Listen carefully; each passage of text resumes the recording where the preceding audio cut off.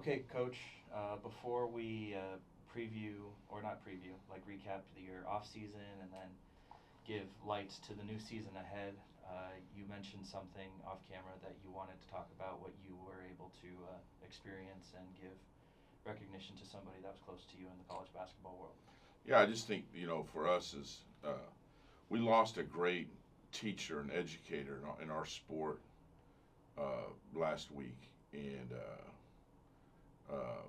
Coach Amir Abdul Rahim, and he wasn't a coach. He was a great dad, a great family member, a great father, uh, lover of the game. Uh, just wore a lot of hats and a great friend. Someone that I had an opportunity to change my life, touch my life. We got a chance to work together for years at Texas A&M before I came here, and left behind a beautiful family, his wife Ari and three children, 10 and under. Young man, 43. Uh, was the coach of the year in two different leagues, and only been a head coach for 6 years. Just a wonderful person, and I don't know. They talk about this that as a coach, you can touch more people. Billy Graham talked about it. The coach, you touch more people in so many different ways, and Amir certainly did that. And he's just a guy that never had someone that disliked him, and that's hard to do in our profession because it's so competitive, be it recruiting or whatever else it may be on the court.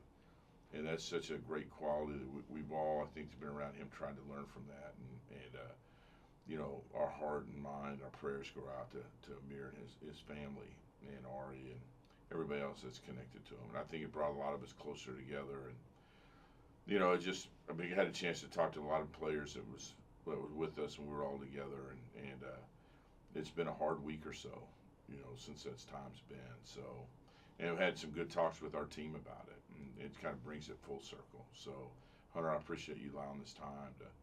When you lose something like that in our profession, you talk to a lot of different people maybe you hadn't talked to in a while. And but our profession lost a great man last week, and I'd be remiss if I didn't get a chance to honor him today. So I appreciate the time. Great tribute, Coach. All right, now for the other business that we got to take care of. Busy off season.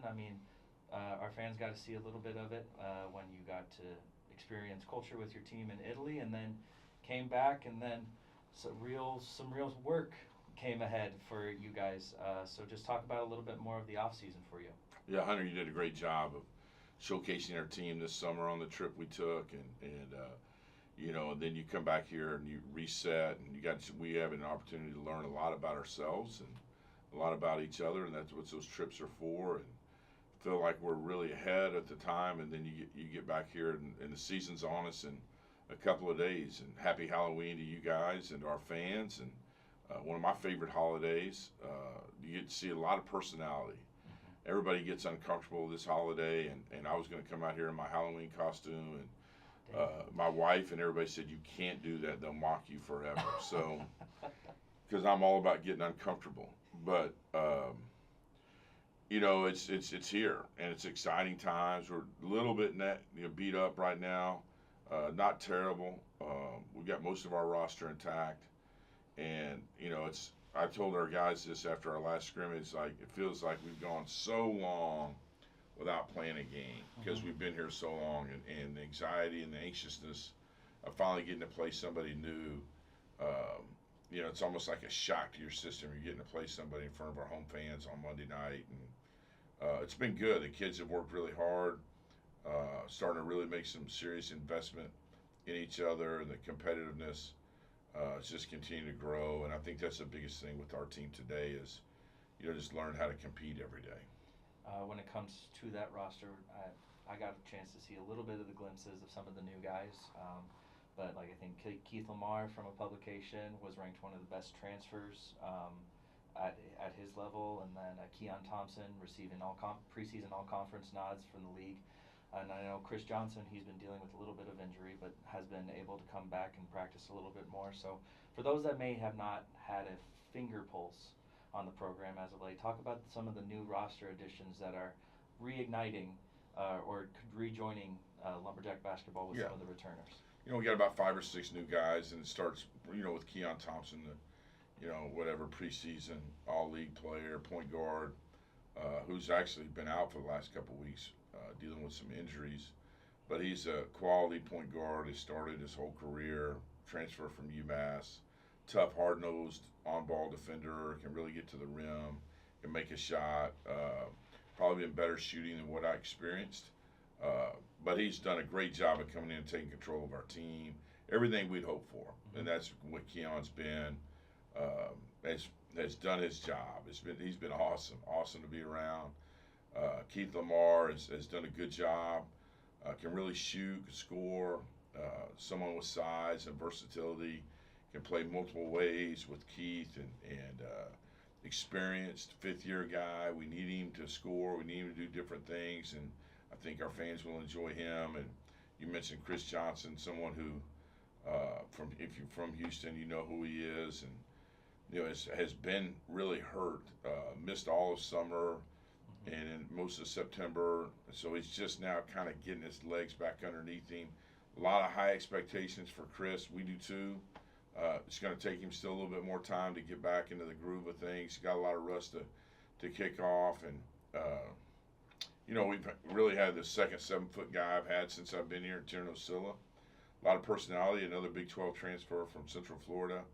Really talented, can do multiple things with the ball, and expect him to impact our program in many different ways. So, we've got some guys we think that can do some things for our team, and excited for that as we move into the new ways. And then Dominique Pangolis, a freshman who's a 6'7" guard, who still is a freshman, but we expect him to impact our program immediately. So one of the key aspects with that gelling is obviously the returner aspect, and especially for the hometown. Nana entering his senior year, and that's kind of been something that everybody, even outside of athletics, has already talked to me about. Like, oh, I'm so excited to see Nana play. But who from the returners, especially Nana, do you feel is going to be a key leader that has helped even with those new guys, kind of teach them the ways of Lumberjack basketball? Yeah, it's a great question, Hunter. We've got 7 freshmen, if you include Ethan Mays as a non-scholarship senior. 7 seniors. So there's a lot of mouths to feed, that, as I tell them, because they all want to play professional basketball. Right. And the only way that happens is if we have to win big. Nana, obviously, he's part of our family. Gosh, he's been here before I got to town 9 years ago. I was a camper here. Someone who is close to everybody. I don't think he's like Amir I was talking about earlier. Never made an enemy. Just sweet as he can be. You hate for it to end. He's one of those that you just special young man, and you root for him every day. And it's been fun to have his master's degree by the end of the spring. So it's just fun to enjoy to coach every day. And the day he walks away, the day will be a sad day for graduation, just because of the type of man that he is. He's just a great kid. And Matt Heyman's our leading returning scorer, and he's just a Navy SEAL, just a hard worker, wears his hard hat every day, and just tries so hard, and just a fun guy to be with, gets me, tries hard, still growing, learning the game. Expect a really good season from him. And then if you talk about the inside guys with Southwick and Stone, I think the change to the Southland Conference this year will help them, just because their bodies are probably in the best shape of their lives. Stone's really kind of leaned up and got where he can really move, and so is Clayton. And so I expect good things from both of them inside. And Miles Jenkins is since the summer, knock on wood, has stayed injury-free.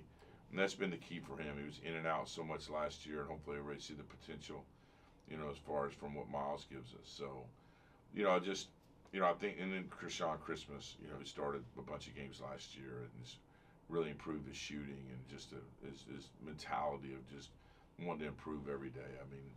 And he is no afterthought, because Krishan Christmas, is a hard hat, lunch pail, SFA guy.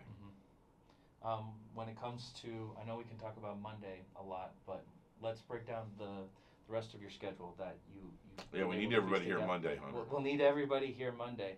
But on top of that, when it comes to especially we have the Axum Classic, which is huge for the program to host a multi-team event in the middle of November. But then some really pivotal road matchups early in non-conference. Drake right off the bat, and then Arkansas State as well. Right. And then going up against Oregon, who's receiving votes in the AP poll, at least for the first one of the year. So talk about the piecing together of this non-conference schedule. Well, we don't play everybody we necessarily want to play. We'd like to play some more local teams, but we appreciate the opportunity to go to Oregon. It'll be a great opportunity during the Christmas break. Going to Drake is going to be a great challenge. Ben McCollum, their new coach, is one of the best coaches in our sport. Won national championships. Northwest Missouri's done a terrific job there, and so I've watched him and studied what he does. On both ends of the floor, he's a terrific basketball coach. We'll have our hands full there. Just our first road game will be really, really a challenge. We played them last year, but this will be pretty much a new roster with some holdovers, some key players, and Arkansas State's picked to win the Sun Belt, and they're much different than the team we played a few years back, and I think they finished second last year, and they're picked to win the league this year. They'll be good. So we've got our hands full. And then we go to Monroe, they've always had my personal kryptonite. I think it's the worst record I have personally since I've been here for whatever reason. So, we've got some challenging conference road games for our ball club, and Abilene at the end of December. Yeah. Which is a great rivalry game, and we all know how close all those games have been with Abilene. So those games that if you're going to have a great season, you got to win the majority of them if you're going to have the kind of season you want to have, and then you got to protect home court. And so we're looking forward to it. I think we got a team that we can put together that competition-wise, if we do hopefully what we'd like to do, can have those kind of season we'd like to have. And it all starts on Monday for this Lumberjack crew, it seems like every other day I'm either getting photos from your staff or just walking around town, and the team is always constantly giving back into the community in almost any aspect that you can find. So this is a great time for that community to show up for a home opener, part of the doubleheader, with the men starting at 7:30. I appreciate that, Hunter. These kids, they do care about being in Nacogdoches and SFA. We do play for our student body, and we do play for the community here, and it's important.